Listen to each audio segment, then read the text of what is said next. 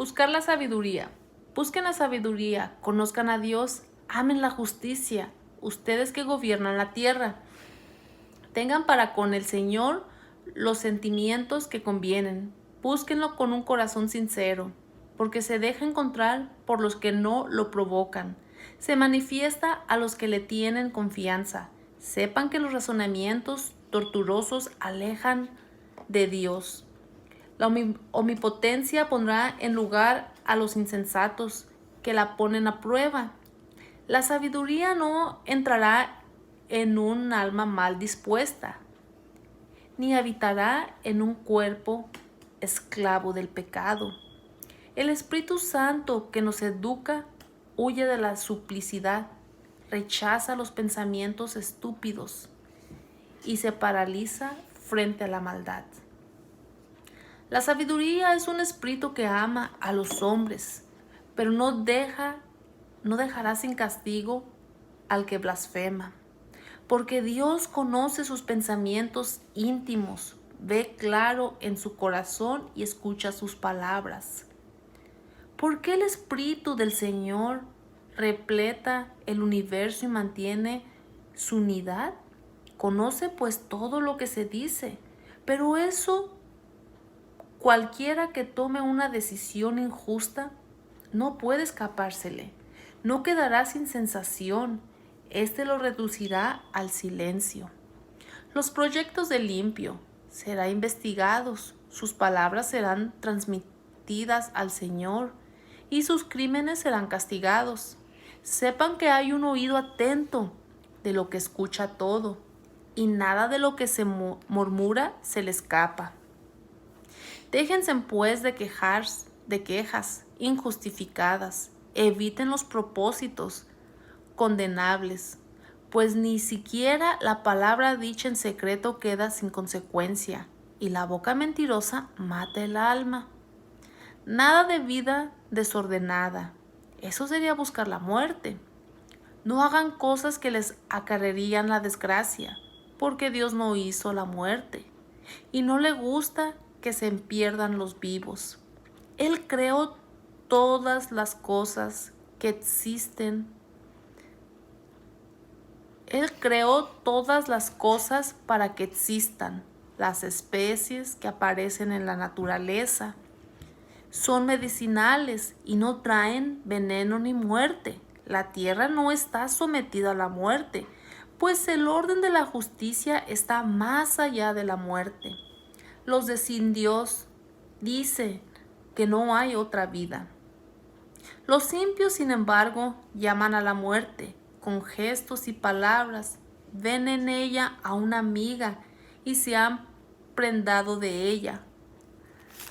Han hecho con ella un pacto y se hacen merecedores de caer en sus manos.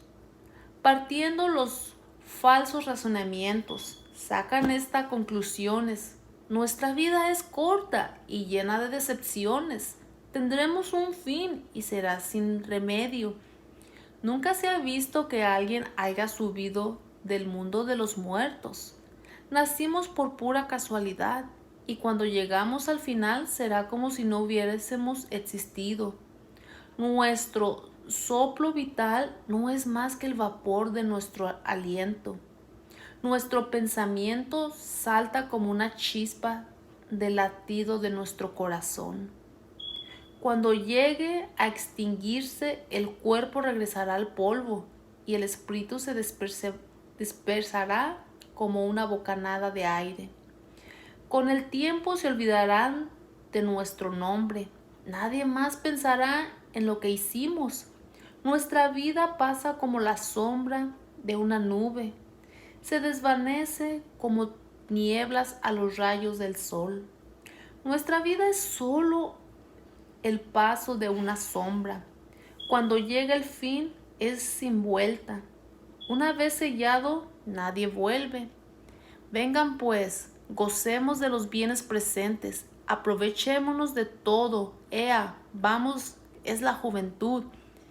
Que haya vino y perfume. No dejemos que se marchiten las rosas. Pongámoslas en nuestra corona. Que nadie de nosotros falte a nuestras comilonas, porque todas partes dejamos recuerdos de nuestras fiestas, pues esa es nuestra herencia y nuestra suerte. Seamos duros con esos pobres, piadosos. Y lo mismo con las viudas, nada de respeto con los viejos de cabellos blancos. Nuestra fuerza sea la ley. La debilidad es prueba de que uno no sirve para nada. Hagamos la guerra al que nos reprende, porque violamos la ley. Nos recuerda cómo fuimos educados y nos echa en cara nuestra conducta. Pretende conocer a Dios y se proclama hijo del Señor. No hace más que contradecir nuestras ideas y su sola presencia nos cae pesada. Lleva una vida distinta a la de todos y es rara su conducta. Nos considera unos degenerados. Creerían mancharse si actuará con nosotros. Habla de una felicidad para los justos al final y se vanagloria de tener a Dios por Padre. Veamos, pues, si lo que dice es verdad y hagamos la prueba. ¿Cómo se librará? Si el justo es hijo de Dios, ¿Dios lo ayudará y lo librará de sus adversarios? Sometámoslo a humillaciones y a torturas. Veamos cómo lo aceptan. Probemos su paciencia. Luego condenémoslo a una muerte infame, pues según él alguien intervendrá. Así es como razonan, pero están equivocados. Su maldad los enceguece de tal manera que no conoce los secretos de Dios. No esperan la recompensa de una vida santa, ni creen que las almas puras tendrán su paga. Pero Dios creó el hombre a imagen de su propia naturaleza, para que fuera inmortal. La envidia del diablo introdujo la muerte en el mundo y la experimentan los que toman su partido. Los justos vivirán con Dios. Las almas de los justos están en las manos de Dios. Ningún tormento podrá alcanzarlos. A los ojos de los insensatos están bien muertos y su partida parece una derrota. Nos abandonaron, parece que nada quedó de ellos, pero en realidad entraron en la paz. Aunque los hombres hayan visto en eso un castigo, ahí estaba la vida inmortal para sostener su esperanza. Después de una corta prueba recibirán grandes recompensas. Si Dios los puso a prueba y los encontró dignos de él, los probó como el oro en el horno, donde se funden los metales, y los aceptó como una ofrenda perfecta. Cuando venga Dios a visitarnos, será la luz semejante a la centella que corre por entre la maleza. Gobernará naciones y dominará a los pueblos, y el Señor será su rey para siempre.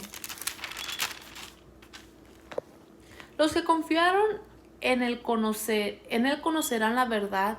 Los que fueron fieles en el amor permanecerán junto a él. Pero los impios que menospreciaron al justo y renegaron del Señor serán castigados por sus malas intenciones. Si hay de aquellos que rechazan la sabiduría y la disciplina, para ellos toda esperanza es vana, todo esfuerzo es inútil, toda obra es estéril. También son estúpidas sus mujeres y sus hijos perversos. Una maldición se cierne sobre su descendencia. ¿Cuál es la vida realmente fecunda? Feliz la mujer sin hijos, si ha permanecido pura, si no ha tenido alguna unión culpable. Cuando sean juzgadas las almas, se verán sus frutos. Feliz también el eunuco, si no tomó parte del mal, ni tuvo pensamientos de rebelión contra el Señor. Su fidelidad será bien compensada. Tendrá un lugar de privilegio en el templo del Señor. Porque cualquier esfuerzo por el bien produce frutos admirables. El verdadero conocimiento es una raíz que nunca se seca. En cambio, los hijos nacidos de adulterio no maduran. La descendencia de una unión ilegítima desaparecerá. Si llegare a suceder que se prolonga su vida, no serán tomados en cuenta y por último envejecerán sin gloria. Y si mueren jóvenes, serán sin esperanza. La esperanza del juicio no les servirá de consuelo. Si una raza malvada está condenada a una suerte cruel. Más vale no haber tenido hijos, pero haber actuado bien. Uno será entonces considerado tanto por Dios como por los hombres, y dejará un recuerdo imperecedero a una vida tan recta.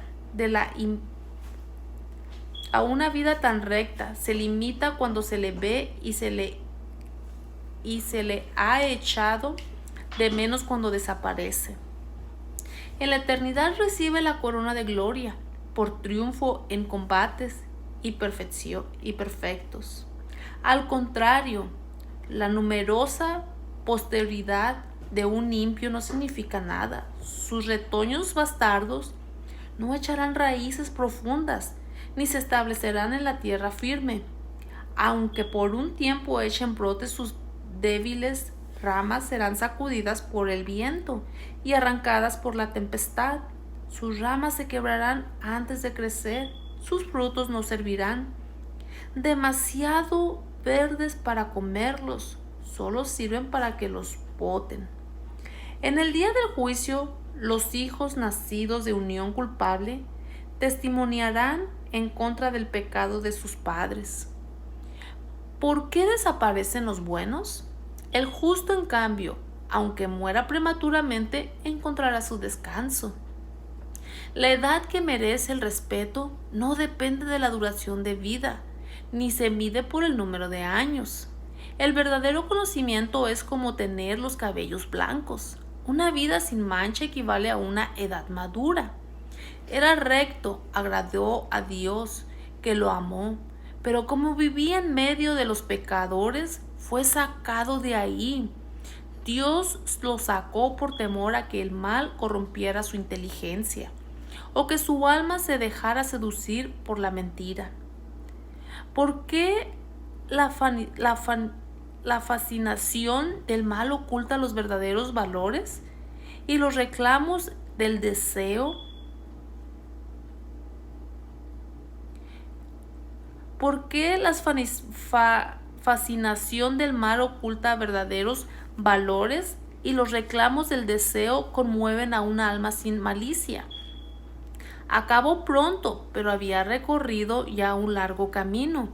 Su alma era preciosa a los ojos del Señor. Por eso le retiró pronto de su ambiente corrompido.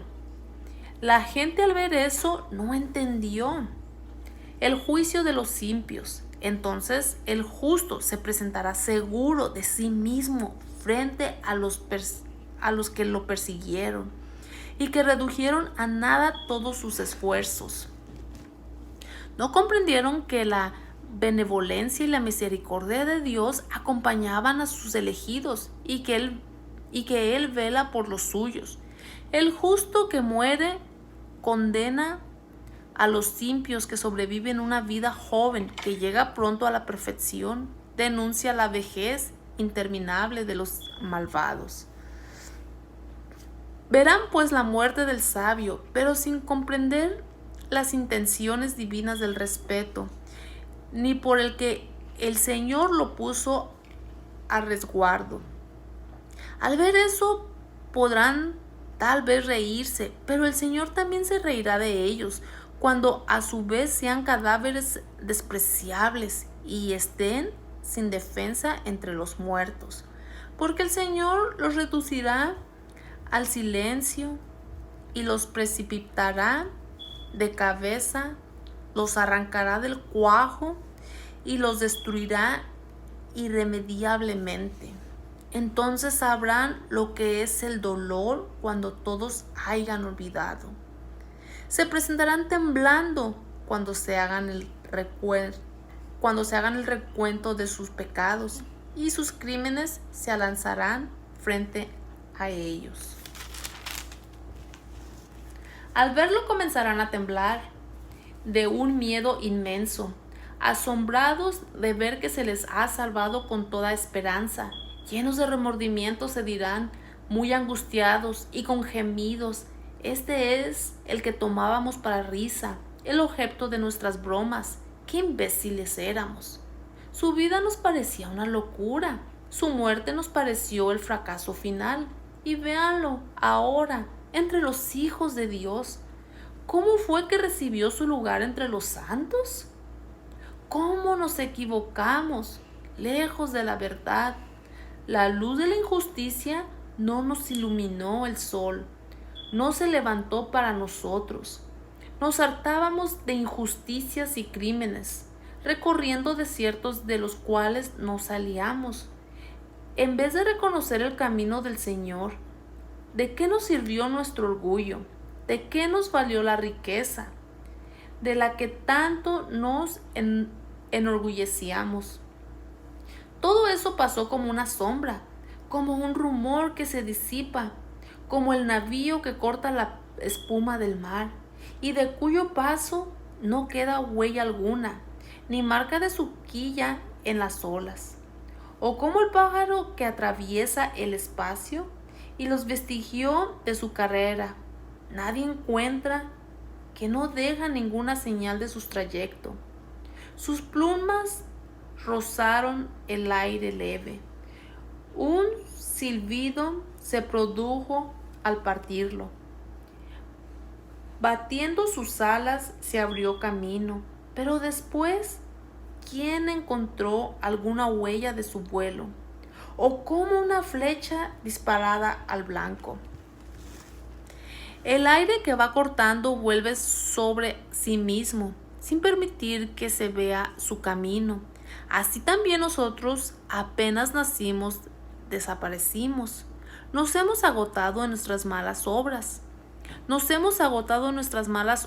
Y no tenemos mérito alguno que podamos mostrar. Si la esperanza de los impios es como la paja que se la lleva el viento, o como el copo de nieve que arrastra la tormenta, como el humo disipado por el viento, o el recuerdo de un huésped de un día que se olvida. Los justos, en cambio, viven para siempre, y su recompensa está junto al Señor. Cuidan de ellos en casa del Altísimo, y recibirán de manos del Señor la corona magnífica, la diadema radiante.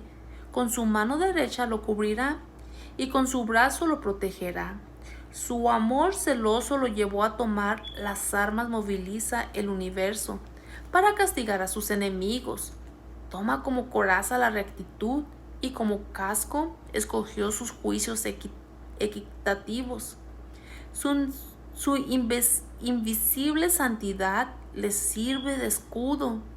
Se ha hecho una espada con su cólera, flexible y junto con él. Universo lucha contra los insensatos. Los dardos del rayo darán recto en el blanco, disparados de las nubes como de un arco bien intenso. Los granizos de su cólera caerán sobre ellos, y el océano se indignará con ellos, y los ríos lo inundarán sin piedad. El aliento de su poder se alanzará contra ellos y los dispersará como el huracán. Su pecado convertirá a la tierra un desierto. Las maldades de los poderosos echarán abajo sus tronos. No hay sabiduría sin religión verdadera. Los reyes deben buscar la sabiduría. Oh reyes, escuchen y entiendan. Déjense instruir. Ustedes que gobiernan las lejanas tierras, pongan atención. Ustedes que mandan a multitudes, que están tan orgullosos de sus numerosos pueblos, porque el Señor es quien les dio el poder y la realeza les viene del Altísimo. Él examinará su comportamiento y pondrá al descubierto las intenciones de ustedes. Ustedes son los representantes de su poder real. Ahora bien, si no han juzgado conforme a la injusticia, ni han observado su ley, ni procedido según la voluntad de Dios, los declarará culpables bruscamente, de manera terrible, porque rigurosa es la sentencia para la gente que tiene un alto puesto. Se tiene compasión de los pequeños y se los perdona para los poderosos. Serán controlados estrictamente.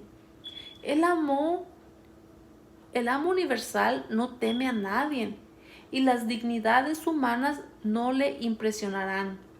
Él hizo a los pequeños y a los grandes. Él se preocupa por todos, pero a los poderosos se los examinará más a fondo.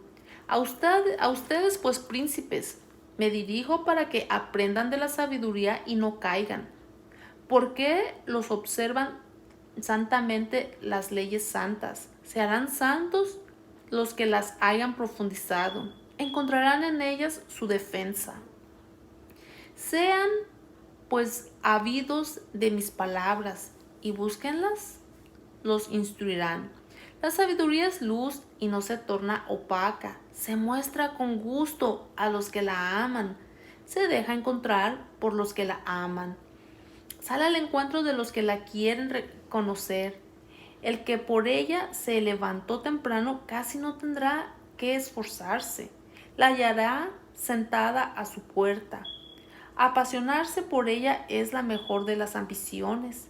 El que trasnocha a causa de ella estará pronto sin preocupaciones. Ella misma sale en busca de los que son dignos de ella. Se muestra con benevolencia en sus caminos. Sale a su encuentro en todos sus pensamientos. El comienzo de la sabiduría es un verdadero deseo de formarse. Buscar la instrucción es amarla. El que ama observa sus leyes, el que obedece sus leyes se asegura la vida que no parece, y la vida que no parece nos pone muy cerca de Dios. Vean pues de qué manera la sabiduría nos lleva a la realeza, pues bien soberanos de los pueblos, si aprecian el trono y las insignias del poder, honren a la sabiduría y reinarán por siempre. Los voy a decir lo que es la sabiduría y cuál es el origen.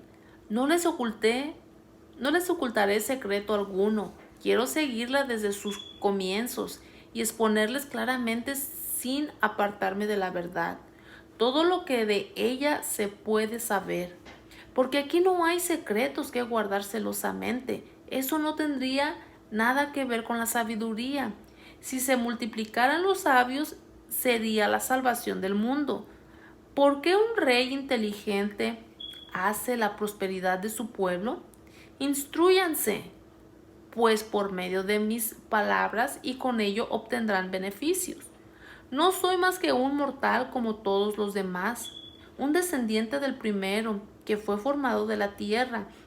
Mi cuerpo se elaboró en el vientre de mi madre, donde durante 10 meses fui modelado en su sangre a partir del semen viril y del placer compartido en una cama. Una vez nacido respiré el mismo aire que los demás. Vine a caer en la misma tierra. Lancé el primer grito y lloré como ellos. Me envolvieron en pañales y cuidaron de mí. Ningún rey comenzó su vida de otra manera. La vida solo tiene una entrada y una salida. Es la misma para todos. Oré y me fue dada la inteligencia. Supliqué y el espíritu de sabiduría vino a mí. La preferí a los cetros y a los tronos, y estimé en nada la riqueza. al lado de ella vi que valía más que las piedras preciosas. El oro es solo un poco de arena delante de ella, y la plata menos que el barro. La amé más que a la salud, a la belleza. Incluso la preferí a la luz del sol, pues su claridad nunca se oculta. Junto con ella me llegaron todos los bienes. Sus manos estaban repletas de riquezas incontables. Recibía con alegría todas esas cosas de que me proveía la sabiduría, pero todavía no sabía que la sabiduría era su madre. Estudié de manera desinteresada, por eso la comparto, sin segundas intenciones. Es una riqueza que no esconderé. ¿Por qué la sabiduría es para los hombres un tesoro inagotable? Los que la adquieren se hacen amigos de Dios debido a los frutos de su educación. Que Dios permita que pueda hablar correctamente de ella y apasionarme por ella en la medida de los beneficios recibidos, porque Él es quien conduce a la sabiduría y dirige a los sabios. Estamos en las manos de Dios. Nosotros, nuestras palabras, nuestras reflexiones y nuestras habilidades.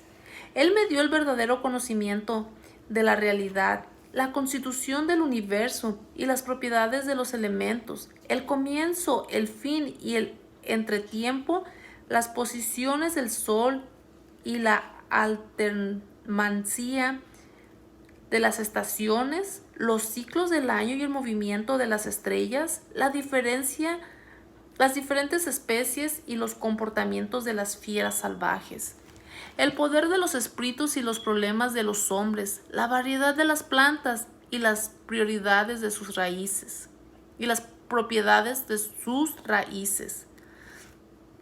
Supe pues todo lo que está oculto y todo lo que se ve, puesto que la sabiduría que lo ha hecho, todo me enseñaba. En ella se encuentra un espíritu inteligente, santo, único, múltiple, ágil, móvil, penetrante, puro, límpido, no puede corromperse, orientando al bien y eficaz.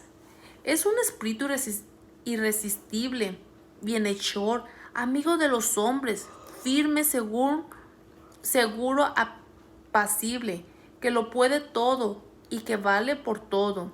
Impregna todos los otros espíritus y por inteligentes, puros y sutiles que sean la sabiduría. Es más movible que cualquier cosa. Gracias a su fuerza atraviesa y lo penetra todo. Se desprende todo un vapor del poder de Dios. Es una emanación muy pura de su gloria. Por eso nada de sucio se introduce en ella. Es la irradiación de la luz eterna, el espejo sin tacha de la actividad de Dios y la imagen de su profesión. Es una, pero lo puede todo, sin salir de sí misma, lo renueva todo. De generación en generación pasa las almas santas, de los cuales hacen amigos de Dios y profetas, porque Dios solo ama al que vive con la sabiduría. Es más bella que el sol y supera cualquier constelación. Comparará con la luz, le gana porque la noche sucede al día, mientras que el mal jamás vencerá la sabiduría. Si la sabiduría se extiende de un extremo al otro de la tierra y en todas partes pone orden, la amé y la deseé. Desde mi juventud traté de tomarla por esposa, porque estaba enamorado de su belleza. El hecho de que esté cerca de Dios hace resaltar su noble origen. El dueño de todas las cosas la amó. Fue iniciada en el conocimiento mismo de Dios y ella decide qué obras hay que realizar. Si lo que se desea en el mundo es la riqueza, ¿acaso hay riqueza más grande que la sabiduría, que todo lo que realiza? Y si la inteligencia precede a las obras, ¿Quién entre los vivos hace las cosas mejor que ellas? ¿Aman ustedes la rectitud? Sepan que todas las virtudes son frutos de su trabajo. Ella enseña la prudencia y la inteligencia, la justicia y el valor. Nada hay en la vida que sea más útil a los hombres. ¿Busca a alguien vastos conocimientos? La sabiduría conoce las cosas del pasado y provee el provenir. Sabe interpretar los discursos y resolver los enigmas. Anuncia de antemano las señales de la naturaleza y los prodigios, el fin de las épocas y de los tiempos. Por eso decidí tomarla como compañera de vida. Sabía que me aconsejaría en los momentos felices y me sostendría en las preocupaciones y en las penas. Gracias a la sabiduría me decía, seré honrado por la muchedumbre y a pesar de la juventud, respetando por los ancianos. Reconocerán en mí un discernimiento penetrante y los poderosos me admiran. Si me callo, me esperarán. Si hablo, estarán atentos. Y aunque se prolonguen mi discurso, seguirán escuchándome. Gracias a la sabiduría obtendré la inmortalidad y dejaré un recuerdo eterno a los que vendrán después de mí. Gobernaré a los pueblos y se me someterán las naciones. Soberanos temibles se llenarán del temor al oír hablar de mí. Seré bueno con mi gente y valiente con el combate. De vuelta a casa descansaré a su lado porque su compañía no es amarga. Vivir en ella no cuesta nada, sino que al contrario, trae la alegría y la felicidad. Así razonaba conmigo mismo. Comprendí que uno encuentra la vida inmortal en la unión con la sabiduría. Se adquiere una alegría superior gracias a su amistad, una riqueza perdurable gracias a sus desvelos. La inteligencia cuando se ejercita, entenderla y la fama en las conversaciones con ella. Salí pues en su busca para traerla a mi casa. Había nacido como niño bien dotado, había recibido como herencia un alma buena, o más bien siendo bueno había llegado con un cuerpo sin defecto. Pero también comprendía que el único medio para tenerla era que Dios me la diera. Y ya era una señal de inteligencia el haberlo comprendido, porque eso me volví al Señor y le supliqué, le dije con todo mi corazón, oración para obtener la sabiduría. Dios de nuestros padres, Señor de misericordia, por tu palabra hiciste todas las cosas y por tu sabiduría formaste el hombre, para que domine a todas las criaturas por debajo de ti, para que gobiernen al mundo con santidad y justicia y tomen sus decisiones con recta conciencia. Dame pues la sabiduría que comparte tu trono y no me excluyas del número de tus hijos. Mírame, soy tu sirviente, el hijo de tu esclava, un hombre débil cuya vida es breve, demasiado limitado para comprender la justicia y las leyes. Ni siquiera el más perfecto de los hombres será algo sin la sabiduría que viene de ti. Me elegiste como rey de tu pueblo, como juez para tus hijos y tus hijas. Me has dicho que te construya un templo en las montañas santas, un altar en la ciudad donde habitas, a semejanza de esa tienda celestial que habías preparado para ti desde el principio. Junto a ti está esa sabiduría que conoce todas tus obras, que estaba contigo cuando hacías el mundo, que sabe lo que te agrada y está de acuerdo con tus mandamientos. Haz que descienda desde el cielo donde todo es santo. Envíala desde tu trono glorioso para que esté a mi lado en mis trabajos y sepa lo que te gusta, porque ella todo lo conoce y lo comprende. Ella me guiará con prudencia en todo lo que haga, y su majestad me protegerá. Entonces te será agradables mis obras, gobernaré a tu pueblo con justicia y seré digno del trono de mi Padre. ¿Quién en realidad podría conocer la voluntad del Señor? ¿Quién se apasionará por lo que quiere el Señor? La razón humana avanza tímidamente. Nuestras reflexiones no son seguras, porque un cuerpo parecible pesa enormemente sobre el alma, y nuestra cáscara de arcilla paraliza al espíritu, que está siempre en vela. Si nos cuesta conocer las cosas terrestres y descubrir lo que está al alcance de la mano, ¿quién podrá comprender lo que está en los cielos? ¿Y quién podrá conocer tus intenciones si tú no les has dado primero la sabiduría? ¿O no les has enviado de lo alto tu Espíritu Santo? Así fue como los habitantes de la tierra pudieron corregir su conducta. Al saber lo que te agrada, fueron salvados por la sabiduría. El papel de la sabiduría a lo largo de los siglos. La sabiduría protegió al Padre del mundo, a ese primer hombre que fue formado por Dios y que fue creado como único. Lo levantó de su caída y le dio la fuerza para que dominaran a todas las cosas. El hombre se alejó de ella, arrastrando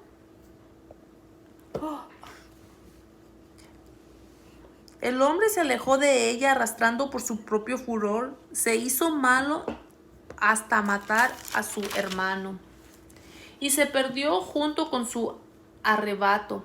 Pero cuando por culpa de él las aguas inundaron la tierra, la sabiduría lo salvó una vez más. Ella guiaba su barca. Más tarde los pueblos se juntaron para hacer el mal, y la discordia se instaló en medio de ellos. La sabiduría reconoció entonces a otro justo, lo mantuvo irreprochable delante de Dios y le dio la fuerza para sobreponerse a la ternura de su hijo. Ella también libró al justo de su huida cuando bajaba el fuego sobre las 5 ciudades para aniquilar a los impios. Y aún hasta ahora permanece un testigo de su perversidad.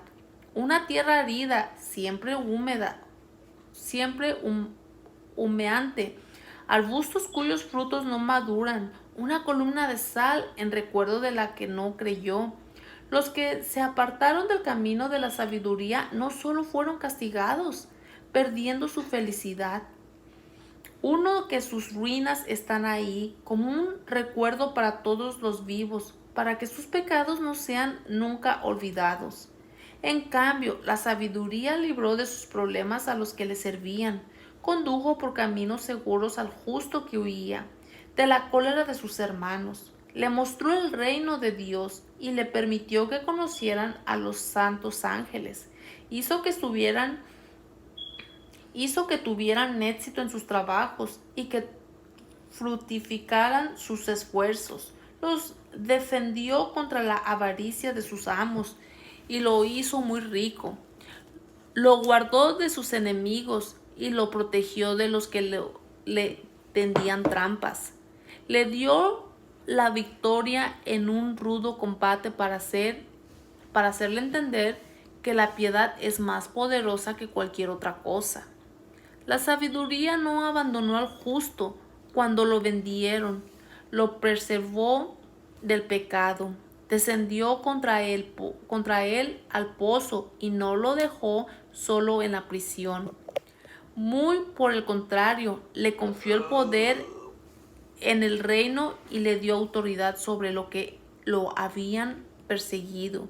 Hizo que quedara al descubierto la mentira de sus calumniadores y le consiguió una gloria que no pasara. Moisés y la salida de Egipto. La sabiduría arrancó al pueblo santo, a la raza irreprochable, de manos de la nación opresora. Entró en el alma del servidor del Señor para hacer frente a los reyes temibles por medio de las señales y prodigios. Le dio al pueblo santo el pago por sus penas, los guió por el camino asombroso, los cubría con la sombra durante el día y los alumbraba como un astro durante la noche. Los hizo pasar por el mar rojo, atravesaron las inmensas aguas. Ella se tragó a sus enemigos para luego echar sus cuerpos a lo más profundo del mar. De ese modo los justos despojaron a los impios, cantaron himnos a tu santo nombre. Oh Señor, con un solo corazón te dieron gracias, porque tú los habías librado. Porque el Señor abre la boca de los mudos y hace hablar a los pequeñines. La sabiduría hizo que lo que ellos emprendían tuviera éxito. Gracias a un santo profeta, atravesaron un desierto deshabitado y elevaron sus tiendas en lugares inaccesibles. Enfrentaron a sus adversarios y rechazaron a sus enemigos. Cuando tuvieron sed, te invocaron, les diste agua que brotó de una roca dura.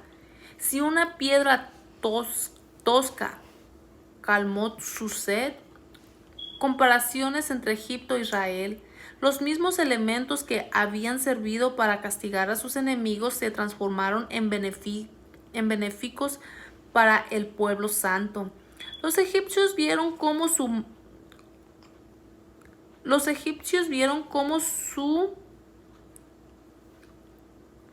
surgió un verdadero río que corría en todas las estaciones. Estaban manchado con un barro sanguinolento.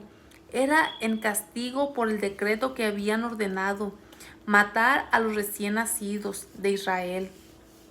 En cambio, tú diste a tu pueblo contra toda esperanza un agua abundante. Después de haber padecido de sed, comprendieron mejor cómo castigabas a sus enemigos.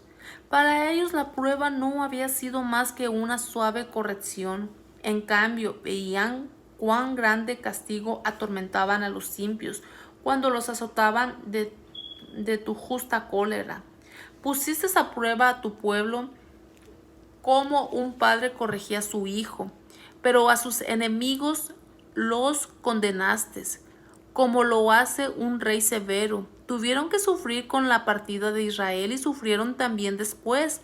Cuando se acordaban de todo lo que les había pasado, sentían una pena doble. Cuando supieron que el agua, instrumento de su castigo, se había vuelto favorable para Israel, reconocieron entonces la mano del Señor. Mucho antes habían expuesto a Moisés a la muerte, más tarde lo habían rechazado con desprecio, pero ahora lo admiraban debido a esa sed que los desbordaron a ellos y no a los justos. Su mal corazón los había extraviado. Era una locura que adoraran a reptiles irracionables y viles animales. Por eso en castigo les enviaste nubes de insectos para hacerles ver que se los castigaba por lo mismo que habían pecado. Tu mano poderosa solo tenía que elegir cómo tú creaste el mundo a partir de una materia informe. Habrías podido enviar contra ellos sin dificultad bandas de osos o leones indomables. Para castigarlos había podido crear nuevas especies, animales llenos de furor que respiraban fuego, cuyas narices lanzaran un vapor ardiente, cuyos ojos emitieran relámpagos terribles. Con solo verlos, antes de ser atacados, se habrían muerto de espanto. Pero aún sin eso bastó que la justicia los persiguiera, que tu poderoso aliento los dispersara, pues podías derribarlos de un soplido. No le quisiste porque respeta totalmente lo que has dispuesto. Mesura, número y peso. En realidad tú puedes imponerte soberanamente. ¿Y quién podría oponerse a la fuerza de tu brazo?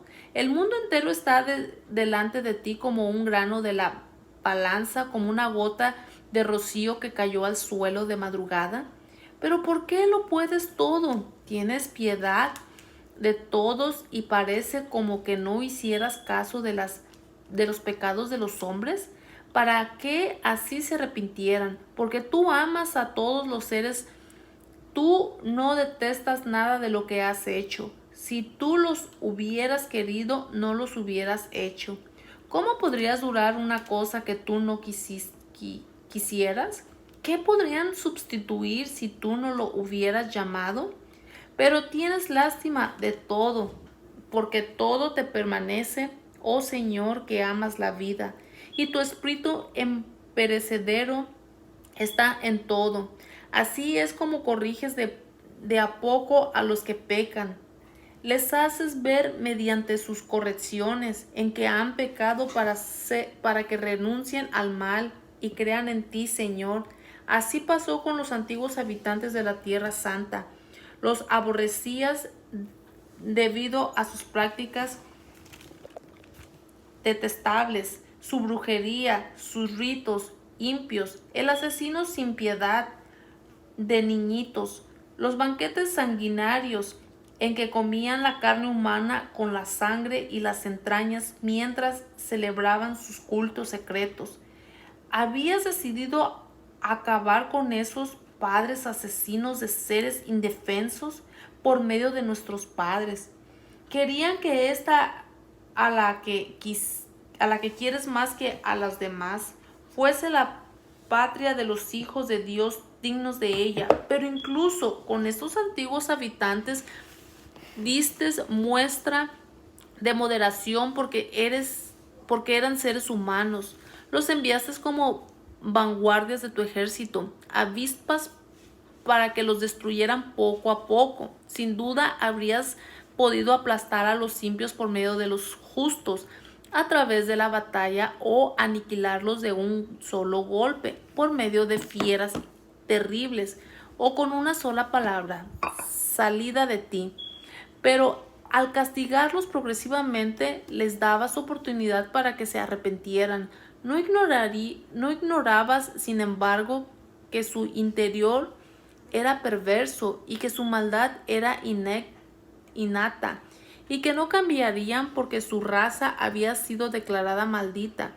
Desde el principio, de todos modos, no fue por miedo a alguien que dejaste sin castigo sus crímenes. ¿Por qué? ¿Quién podría decirte qué has hecho? ¿Qué podrías oponerse a tus decisiones? ¿Quién podría llamarte la atención por aniquilar a naciones que tú creaste? ¿Quién te impediría castigar a hombres injustos? Fue de ti que te preocupabas de todos. No hay otro Dios al que tengas que probarle que no actúas injustamente. No hay tampoco rey o soberano alguno que puedas oponerte. Cuando decides castigar, puesto que tú eres perfectamente justo, lo haces todo con justicia. ¿Harías un mal uso de tu poder si condenaras al que no merece ser castigado? Tu fuerza es el fundamento de tu justicia. Como eres el dueño de todas las cosas, puedes también perdonarlas. Muestra tu fuerza a los que se ponen en duda. Tu poder absoluto castiga la audiencia de los que desafían. Pero aunque seas un Señor poderoso, juzgas con moderación y nos gobiernas con mucha paciencia, porque eres libre de intervenir cuando quieras. Al actuar así, les has mostrado a tu pueblo que el justo debe amar a todos los hombres y has dado a tus hijos esa dulce esperanza de que después del pecado les permitas que se arrepientan. Incluso con los cananeos, enemigos de tus hijos, dignos de la muerte, actuaste con moderación e indulgencia para dar tiempo y oportunidad a que se convirtieran, pero con tus hijos actuaste todavía con más miramientos, ya que estabas ligado con sus antepasados por juramentos y alianzas y tantas otras bellas promesas. De tal manera que cuando castigas a nuestros enemigos con moderación, lo haces para que aprendamos, para que pensamos en tu bondad. Cuando nos toque ser jueces y para que confiemos en tu misericordia cuando seamos juzgados, a los que viven alocadamente en el mal, los castigaste por medio de sus ídolos abominables. Habían llegado muy lejos por los caminos de error, tomando como dioses a los animales más feos y más despreciables. Se habían dejado engañar como niños sin juicio. Así como los niños que no piensan, les dirigiste primero una leve advertencia, pero no comprendieron esos benignos reproches, así que merecían experimentar el juicio de Dios en medio de sus sufrimientos. Se indignaron con esos animales a los que habían tomado por dioses y que ahora se transformaban en los instrumentos de su castigo. Entonces descubrieron y reconocieron cómo Dios, al que antes se negaba a ver, ese fue el motivo del castigo supremo que recayó sobre ellos. El error de los que adoran a las fuerzas naturales.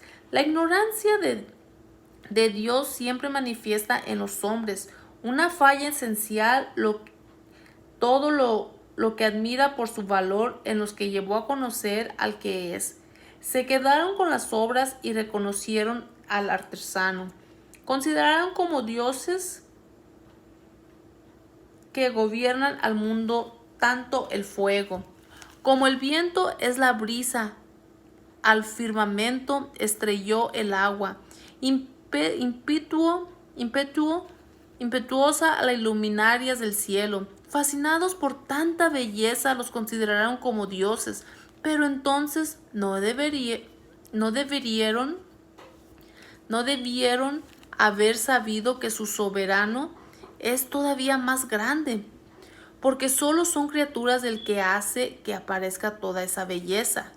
Si estaban impresionados por la fuerza y la actividad, debieron haber comprendido que su Creador es más poderoso aún. ¿Por qué la grandeza y la belleza de las criaturas dan alguna idea del que les dio el ser? Pero quizás no haya que criticar tanto a esa gente. Tal vez se extraviaron cuando buscaron a Dios y querían encontrarlo. Reflexionaban sobre las criaturas que los rodeaban y los que veían eran tan hermosos que se quedaron con lo exterior. Pero ni aún así están libres de culpa. Si fueron capaces de escudriñar el universo, ¿cómo nos descubrieron en primer lugar al que es dueño? El error más grande de los que adoran a los ídolos.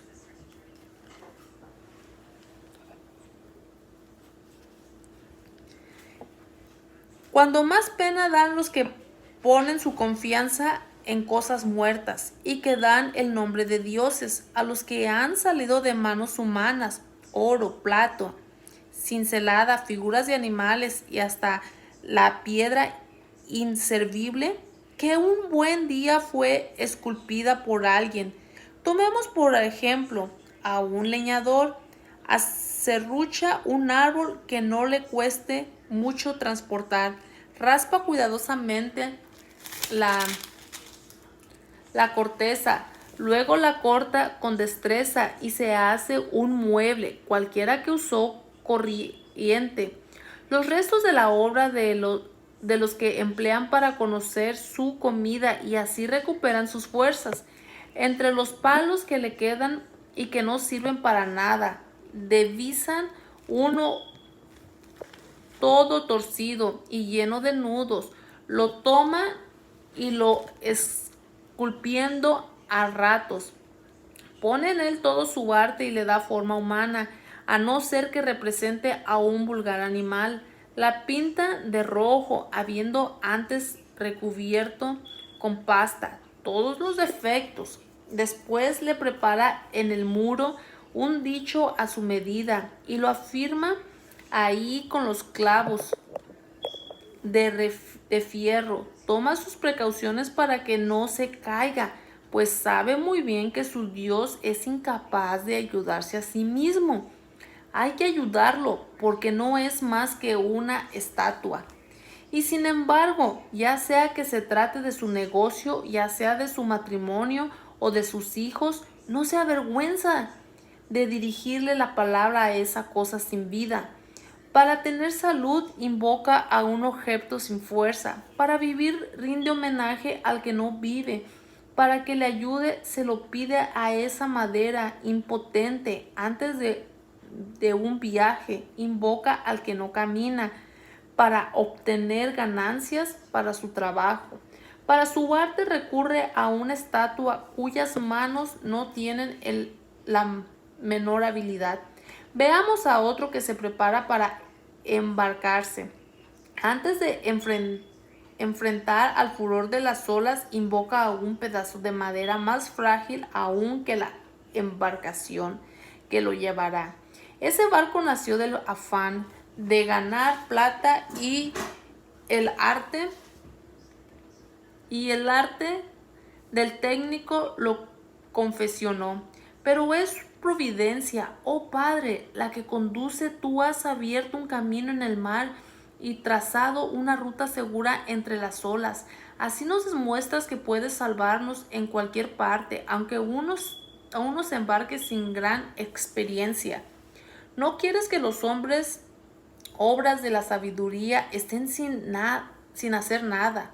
Pero mirad cómo confían su vida a un pedazo de madera.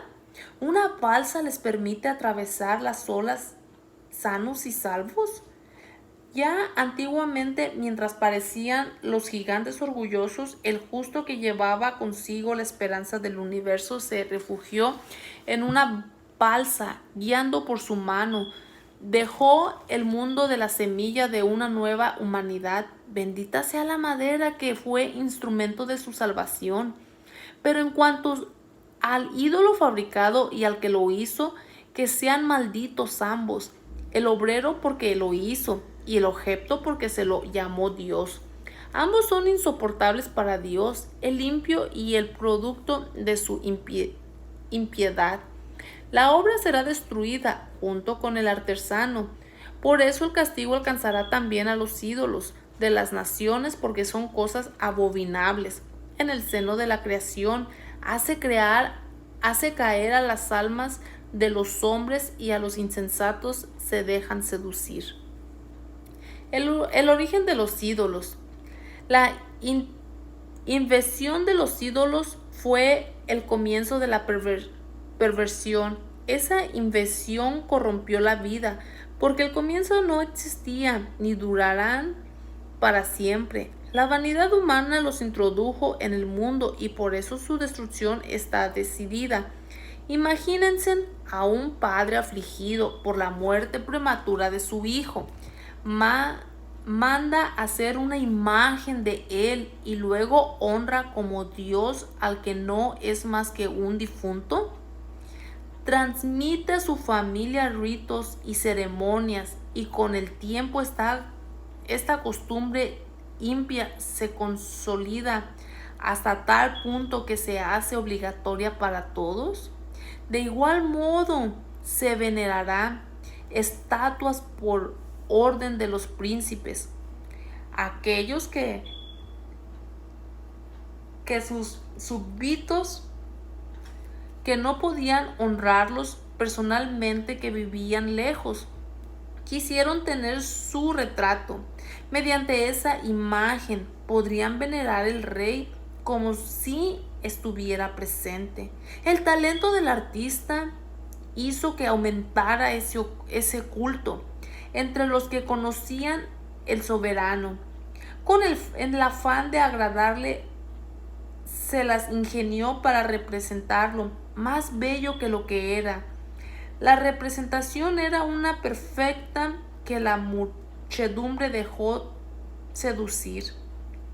Así llegó rápidamente a ver un Dios en el que se veneraba. Todos estos se han convertido en una trampa. Los vivos hombres azotados por la desgracia o sometidos a los poderosos, dieron a piedras a la madera, el nombre incomunicable. Consecuencias del culto de los ídolos.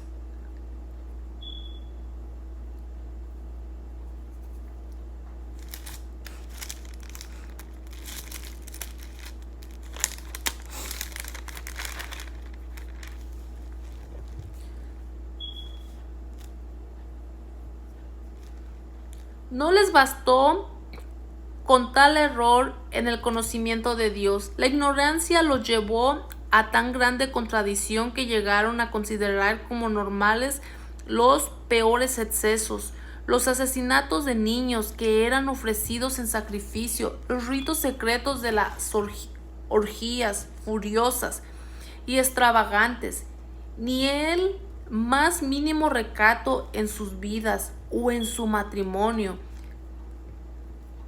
Uno suprime al otro a traición o le deshonra por medio del adulterio.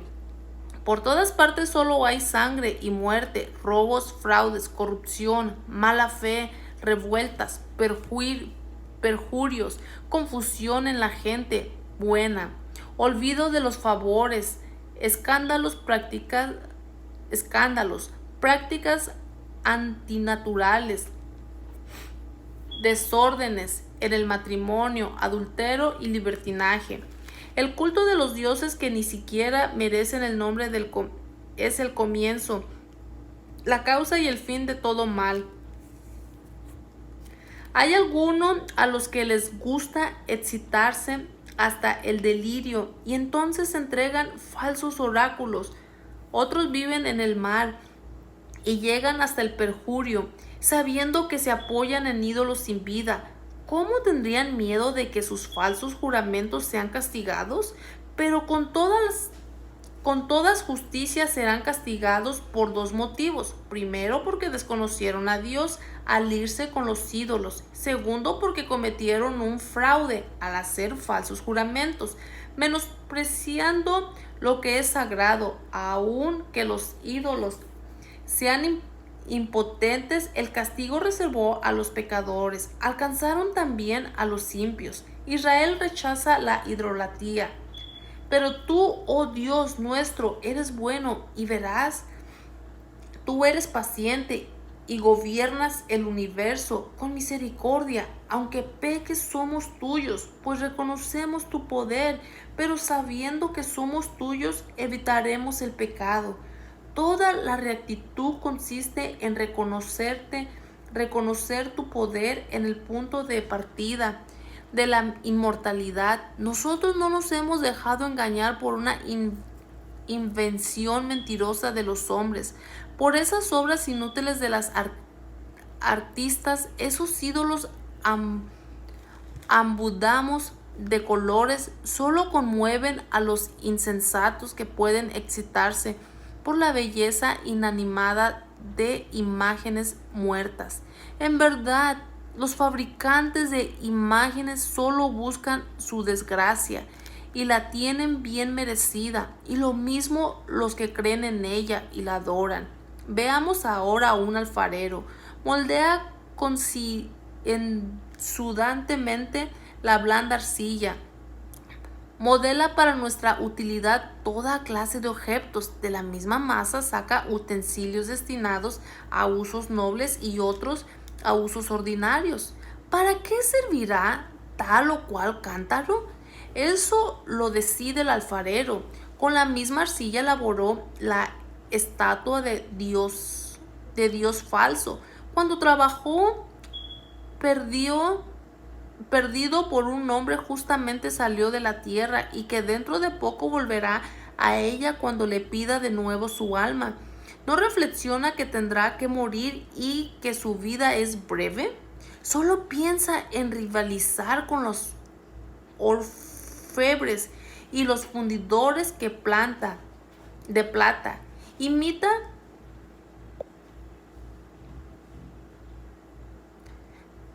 Imita a los que acuden al bronce y su gloria de fabricar cosas falsas. Su corazón no es más que ceniza, sus ambiciones son más que inconsistentes que la tierra, pero su existencia tiene merecido valor que la arcilla, ya que ignora al que formó y no reconoce al que le insufló.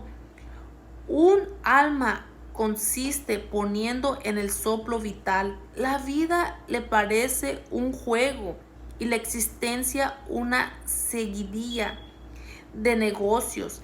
Hay que sacar provecho, dice, de cualquier parte, incluso del mal. Ese hombre sabe que mejor que los otros que pecan al fabricar de un mismo barro cosas, imágenes divinas. Pero los enemigos de tu pueblo, los que lo oprimieron, eran realmente insensatos y merecían más lástima que pobres niños ingenuos. Habían adoptado como dioses a ídolos venidos de todas las naciones, imágenes incapaces de ver con sus ojos, respirar con su nariz, oír con sus oídos, que no podían tocar con sus dedos ni caminar con sus pies. Eso era normal, pues fue un hombre quien los hizo. El que los elaboró no tenía más vida que los que se le dio, y ni siquiera era capaz de hacer un Dios que se le asemejara, porque sus manos limpias de mortal solo producían cosas muertas. Ese hombre tiene más valor que los objetos que adoran. Él por lo menos vive, pero estos jamás. Esa gente adora hasta a las fieras más repugnantes, porque de hecho son más estúpidas que los demás. Estas no tienen absolutamente nada atrayente y espantan a cualquier deseo de alabar a Dios y darle gracias. Se retoma la comparación entre Egipto e Israel, castigo y bendición. Por eso nuestros perseguidores fueron justamente castigados por animales de ese género y atormentados por una multitud de insectos. En cambio, a tu pueblo, en vez de castigarlo, lo colmaste de favores, le enviaste un alimento maravilloso, codornices, para saciar su hambre voraz.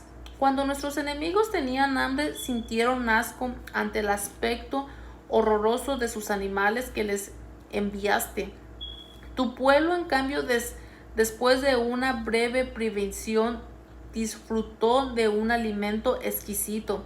Era necesario que se castigara a los opresores con hambre implacable, y que su pueblo, en cambio, viera de qué manera eran torturados sus enemigos. Incluso cuando fieras feroces se apoderaron furiosamente de los tuyos, y cuando estos sucumbieron por la moderada de serpientes venenosas, tu cólera no duró hasta el final. El castigo que se dejó caer por un momento tenía valor de advertencia. Esta señal de salvación les recordaría los mandamientos de su ley. En efecto, cualquiera que se volvía al objeto de bronce se salvaba, no por lo que tenía a su vista, sino por ti, el Salvador de todos. Y ahí una vez más mostraste a nuestros enemigos que eres tú el que envía cualquier castigo. Eran mordeduras de langostas y las de moscas que los provocaban la muerte, sin que se encontraron remedio para mantenerlos con vida. Esa era la prueba de que tenían ese castigo totalmente merecido. Tus hijos, en cambio, resistían a uno de los detalles de las serpientes venenosas, y esto porque dabas una muestra de misericordia a los salvabas. Eran mordidos para recordarles sus oráculos, para que así no te olvidaran.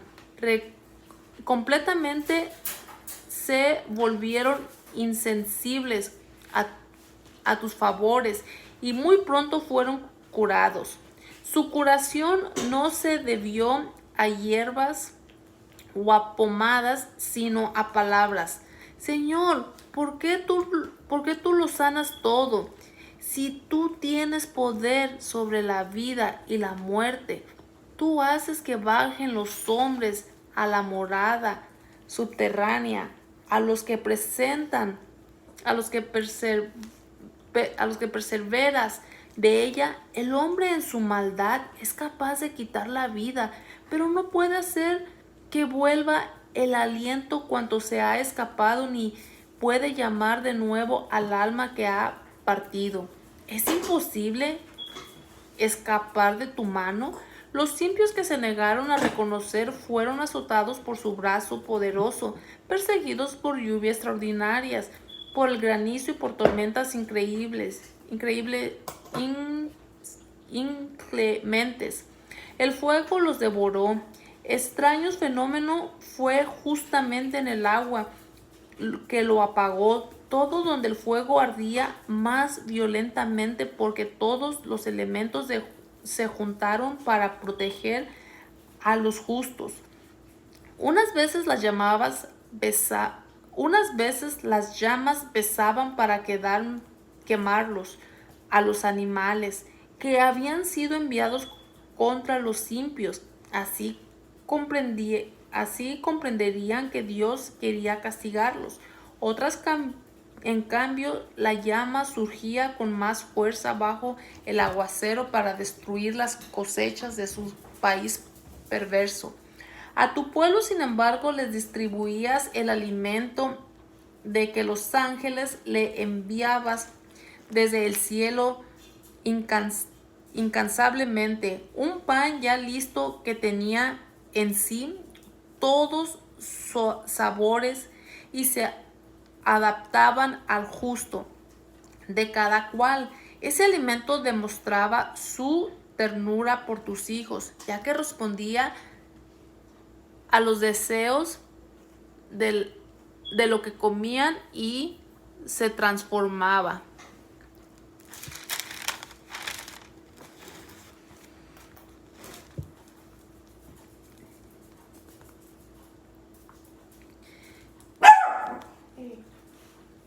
Se parecía a la nieve, pero soportaba el fuego sin derretirse, mientras que por ese tiempo las cosechas de los enemigos eran presa de las llamas que ardían en medio del granizo. Los relámpagos brillaban bajo la lluvia, pero el fuego parecía haber perdido sus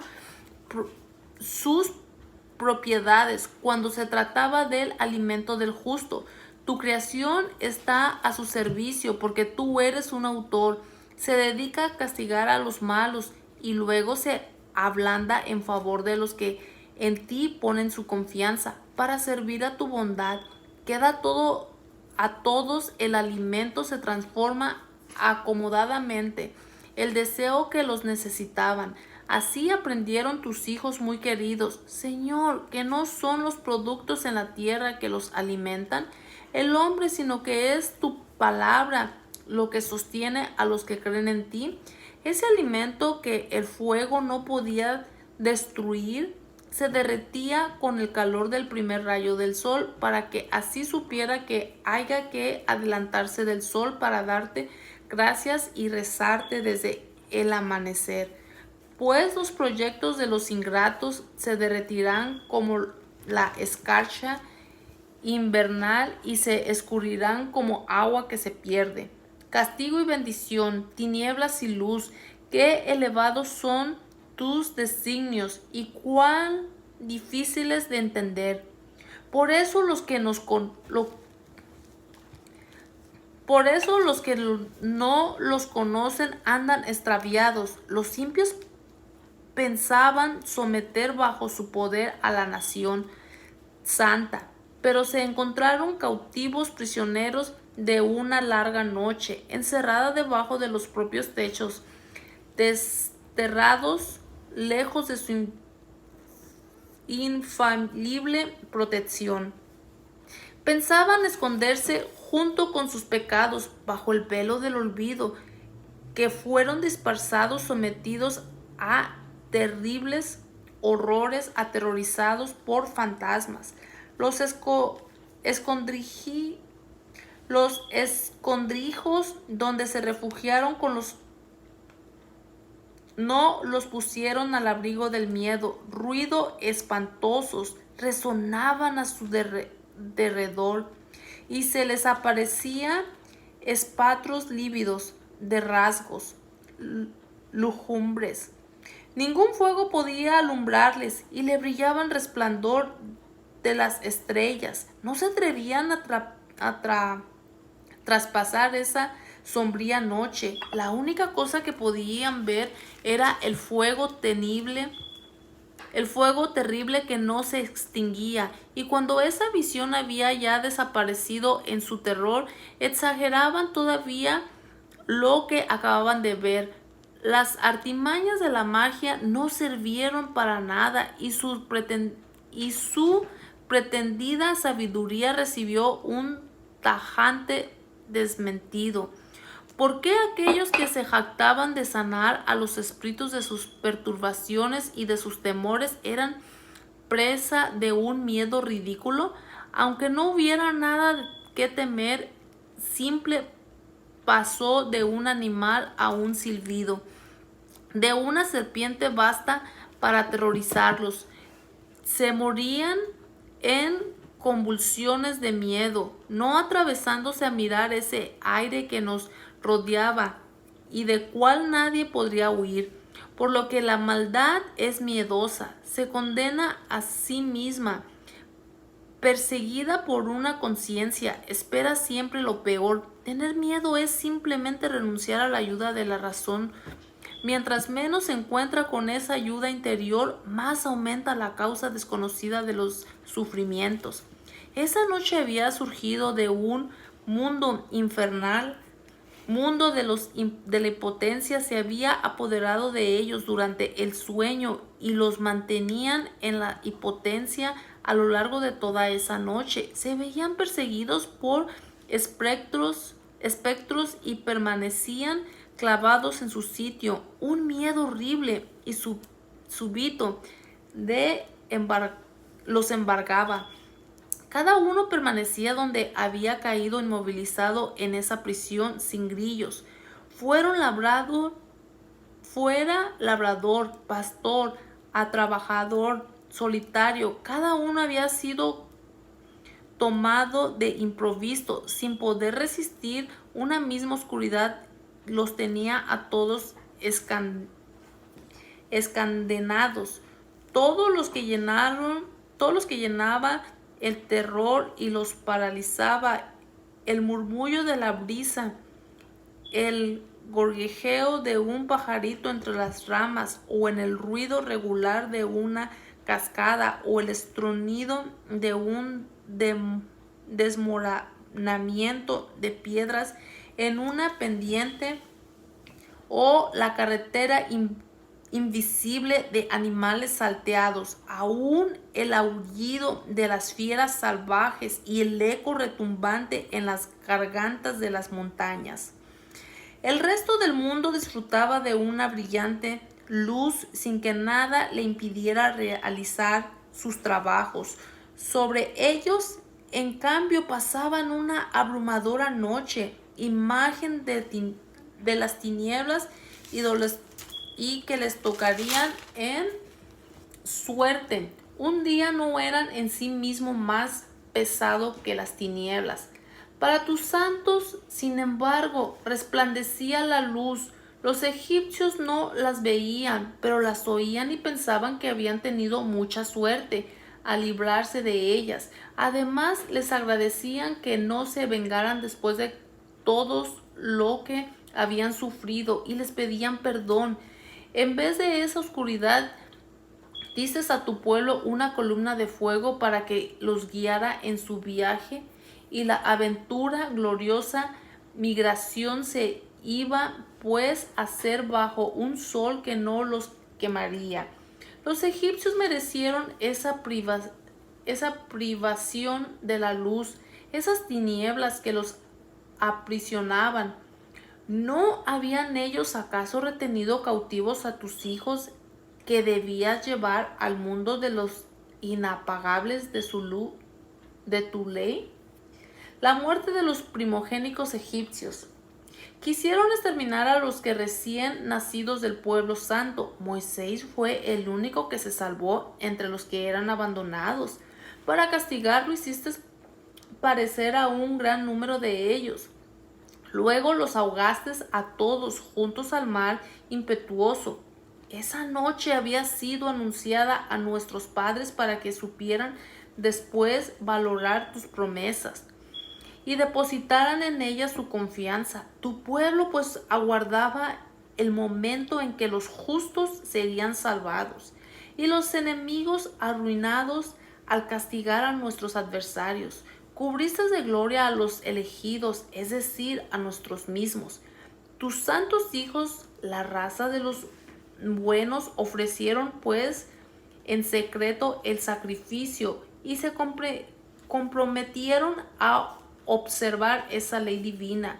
El pueblo seguiría siendo solidario tanto en los éxitos como en los peligros, después de la cual entonaron los cantos de sus padres.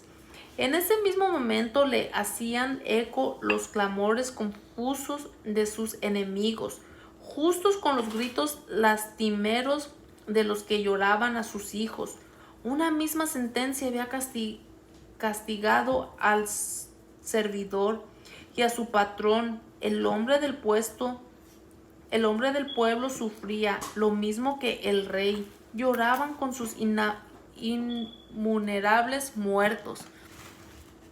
Derribados todo por la misma muerte, los vivos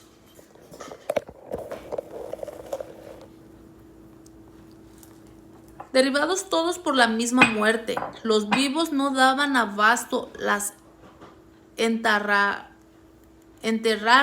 la flor y nata. De esa raza había perecido en un instante. Un primer momento se habían negado a creer engañados por sus magos. Pero después de la muerte de sus primogénitos reconocieron que este pueblo era hijo de Dios. Cuando todo estaba tranquilo en medio del silencio y habían transcurrido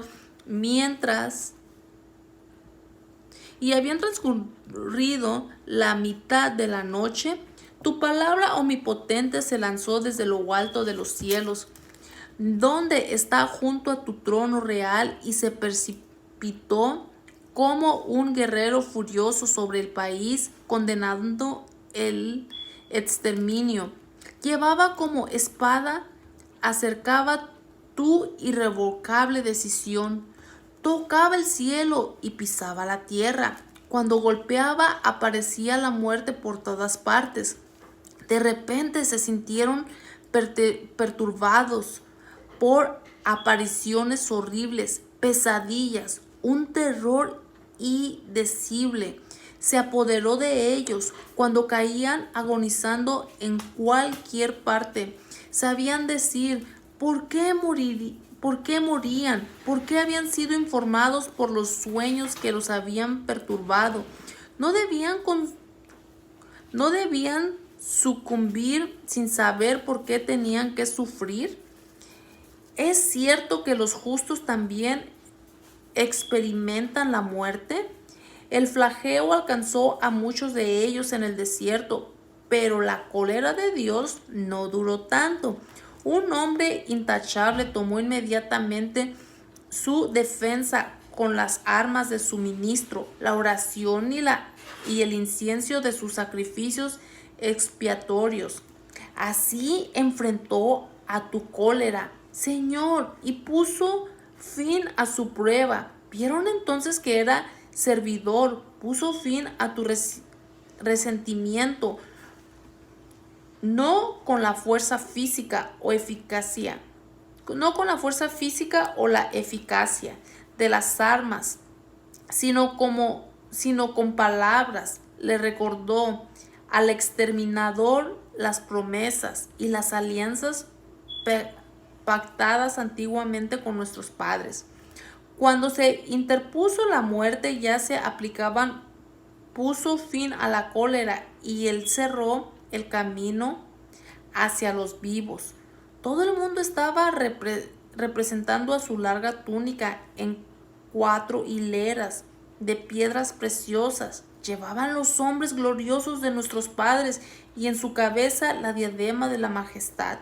Al verlo examinaron retrocediendo y tuvo miedo. Había bastado con ese anticipo de su cólera.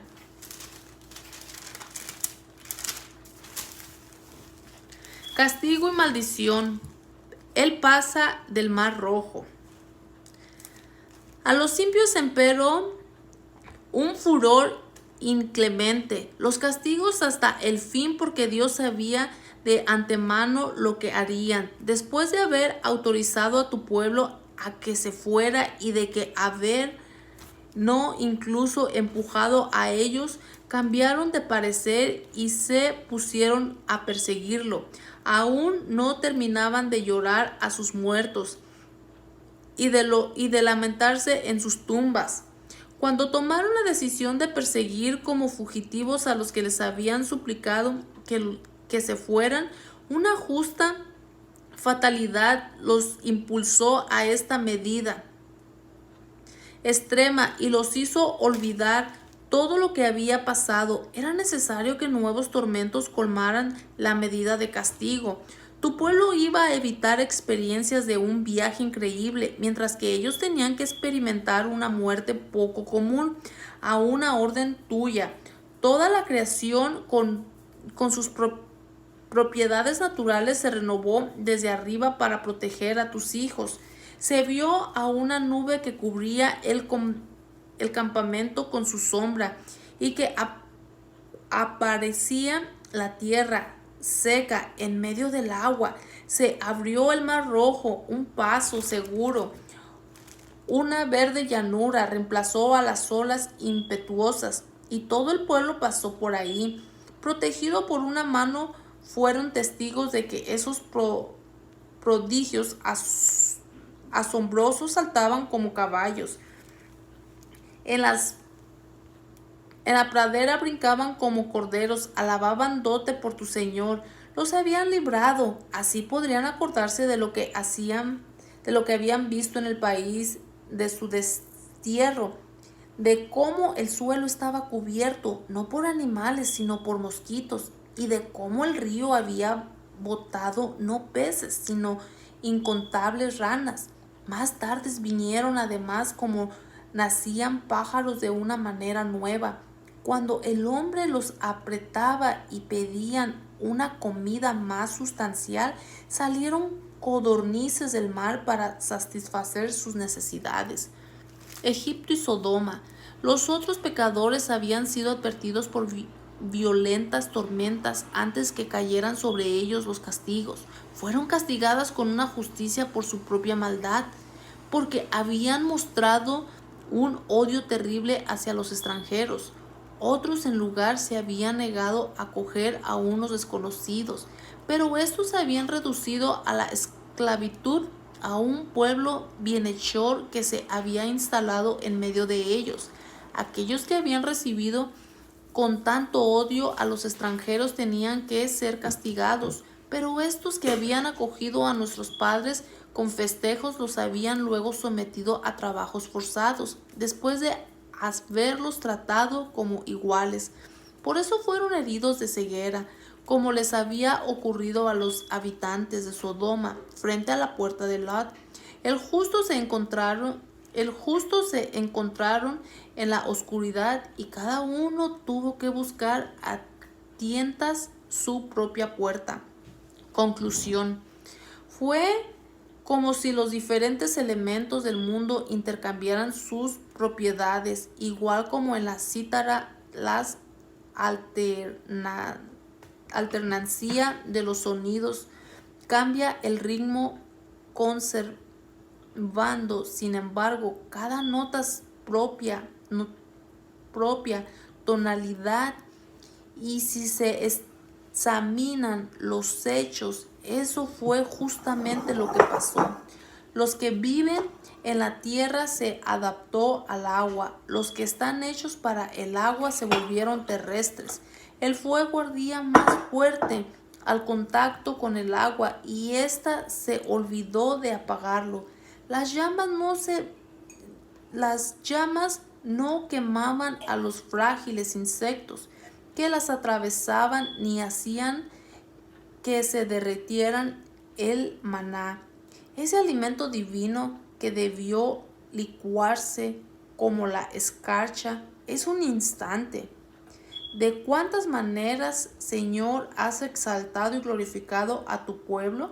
Nunca has olvidado, sino que lo has asistido siempre y en todas partes.